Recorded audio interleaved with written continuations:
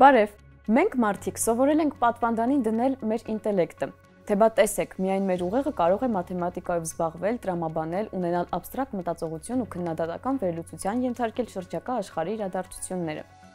Սակայն ավելի ու ավելի հաճախ է գիտությունը ստիպում մեզ խոստովանել, մենք մոլորակի միակ մտածողները չենք։ Թռչունները, դինոզավրերի այս փետրավոր հետնորդները կրկին զարմացնում են գիտնականներին։ Ագռավները պլանավորում են ապագան, կարողանում են հաշվել ու գործիքներ օգտագործել։ Կակադու թութակները բացում են խորամանկ թակարդներով աղբամանները, իսկ երաշտահավերը հիշում են տասնյակ հազարավոր վայրերն ու թաքցրել են սերմերը։ Ու այդ ամենը ընկույզի չափ ուղեղով ու առանց մեզ համար սովորական գանգուղեղի կեղևի։ Ինչպես է դա հնարավոր, զարմանում է գերմանական Բոխում քաղաքի Ռուրի համալսարանից Օնուր Գյություրքյունը։ Ընդամենը 10 գրամանոց ուղեղով թռչունը լուծում է նույն խնդիրներն, ինչ 400 գրամանոց ուղեղ ունեցող շիմպանզեն։ Այս հարցի պատասխանը գիտնականները փնտրում էին տասնամյակներ շարունակ։ Հիմնական բանավեճը երկու հիպոթեզների շուրջ էր։ Մեկը պնդում էր, որ ողնաշարավորների, այդ թվում թռչունների եւ կաթնասունների մոտ ինտելեկտը առաջացել է միայն մեկ անգամ, ընդհանուր նախնիից։ Երկրորդ հիպոթեզը ենթադրում էր, որ թռչուններն ու կաթնասունները ինտելեկտին հասել են միմյանցից անկախ,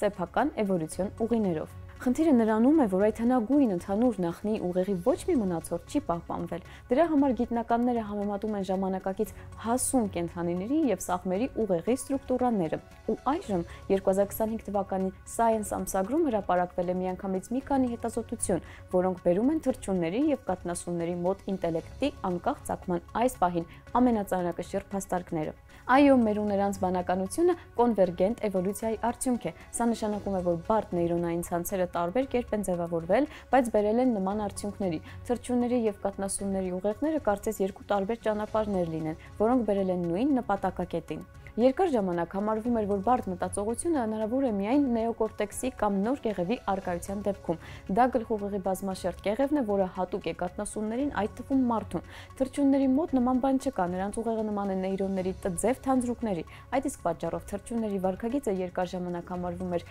բնազդների արդյունք։ Ամեն ինչ փոխվեց 1960-ականներին, երբ նեյրոանատոմ Հարվի Կարտենն ապացուցեց, որ թռչունների մոտ գոյություն ունի նեոկորտեքսի անալոգը, այս հատվածը ստացավ դորսալ վենտրիկուլյար գագաթ կամ DVR անվանումը։ Այն բացարձակ նման չէ նեոկորտեքսին, սակայն կառուցված է նման նեյրոնային շղթաներից։ Հենց այդ ժամանակ առաջացավ գաղափար, համաձայն որի թե թռչունների, թե կաթնասունների մոտ բարդ ուղեղը միասնական նախնիից մնացած ժառանգություն է։ Սակայն մեկ այլ հետազոտող Լուիս Պուելիեսը 1990-ականներին եկավ հակառակ եզրակացության։ Նա հետևեց սաղմերի զարգացմանն ու տեսավ, որ DVR-ը թռչունների մոտ եւ նեոկորտեքսը կաթնասունների մոտ ծագում են սաղմնային ուղեղի տարբեր հատվածներից։ Նշանակում է դրանք էվոլյուցիայի են ենթարկվել միմյանցից անկախ։ Ու հիմա ժամանակակից տեխնոլոգիաները օգնել են միավորել հետազոտությունների այս երկու ուղղությունները։ Գիտնականները օգտագործել են միաբջիջ ՌՆԹ սեկվենավորման մեթոդը հետևելու համար նեյրոնների զարգացմանը հավերի, մկների, մողեսների եւ այլ ողնաշարավորների մոտ սաղմից մինչեւ հասուն կենդանի։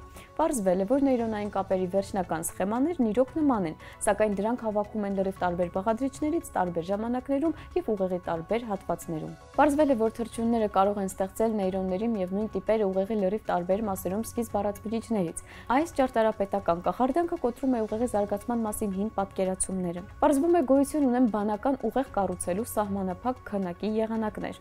Ասում է Կոլումբիայի համալսարանից Մարիա Տոշեսը եւ հավելում, անգամ եթե դրան հասնելու ուղիները լրիվ տարբեր են։ Այս դիտարկումը հաստատում է նաեւ երրորդ հետազոտությունը։ Այստեղ խորը ուսուցման ալգորիթմների միջոցով ցույց են տվել, որ մկների, հավերի եւ մարդու մոտ կան ԴՆԹ ընդհանուր հատվածներ, որոնք կառավարում են ուղեղի զարգացումը, այսինքն գենետիկական գործիքները նման են, անգամ եթե վերջնական արդյունքը տարբեր կերպ է հավաքվում։ Ու հիմա պատկերացրու, ութոտնուկները նույնպես ինտելեկտ ունեն։ Նրանք սովորում են լուծում գլուխկոտրուկներ, փախչում ակվարիումներից ու անգամ օգտագործում խեցիները որպես զրահ։ Սակայն նրանց ուղեղը ոչ նեոկորտեքս ունի, ոչ DVR, սա բոլորովին այլ բան է։ Այդուհանդերձ ութոտնուկը բանական է։ Այսպիսով, որտեղ են սահմանները։ Հնարավոր է ինտելեկտի համար գոյություն չունի առաջանալու միակ ճշմարիտ եղանակ։ Այս հայտնագործությունը ստիպում է մեզ բանականությանն ավելի լայն նայել, ոչ թե որպես մարդկային երևույթի, այլ որպես միևնույն խնդրի բազմաթիվ լուծումների հանրագումարի։ Իսկ խնդիրը հետևյալն է՝ ինչպես ադապտացվել բարդ փոփոխական աշխարհին։ Հնարավոր է սա թույլ կտա ոչ միայն ավելի լավ հասկանալ կենդանիներին, այլև ավելի լավ նախագծել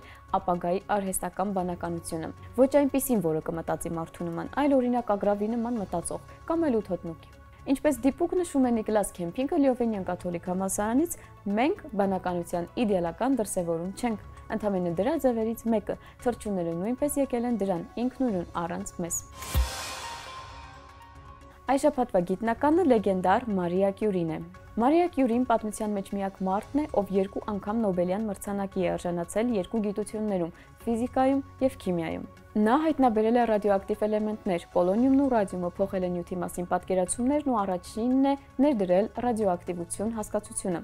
Աշխատել է նյութերի հետ, որոնց վտանգավորությունն այն ժամանակ ոչ ոք չէր հասկանում։ Նրա լաբորատոր գրառումները ճառագայթում են մինչ օրս։ Առաջին աշխարհամարտի տարիներին անձամբ էր այցելում առաջնագիծ ռենտգենյան կայանքներով կյանքեր փրկելու համար։ Կյուրին ծնվել է Լեհաստանում, սովորել Ֆրանսիայում, ամբողջ կյանքը պայքարել է կանխակալ վերաբերմունքի դեմ եւ հասել անհնարինին։ Մարիա Կյուրին բանականության, խիզախության ու գիտական կրքի իսկական խորհրդանիշ է։ Երջանիկ եմ, որ 20 տարի շարունակ ինձ եւ մադամ Կյուրիին կապել է վերամբարձ եւ անամպ մեր ընկերությունը։ Իմ իհացմունքը նրա մարդկային մեծությամբ անընդհատ աճում էր։ Նրա բնավորության ուժը, նպատակների մաքրությունը, իր նկատմամբ պահանջկոտ լինելը, դատողությունների օբյեկտիվությունն ու անկաշառությունը բոլոր այս որակները հազվադեպ են համատեղվում մի մարդու մեջ։ Ցանկացած պահի նա զգում էր, որ ծառայում է հասարակությանը, ու նրա մեծ համեստությունը տեղ չէր թողնում ինքնազմայլվելու համար։ Նրան անդադար ճնշում էր հասարակության, դաժանության ու անարդարության զգացումը։ Հենց դա էր նրան արտաքին խստություն հաղորդում, որը այնքան հեշտությամբ էին սխալ հասկանում նրանք, ովքեր մոտ չէին նրան։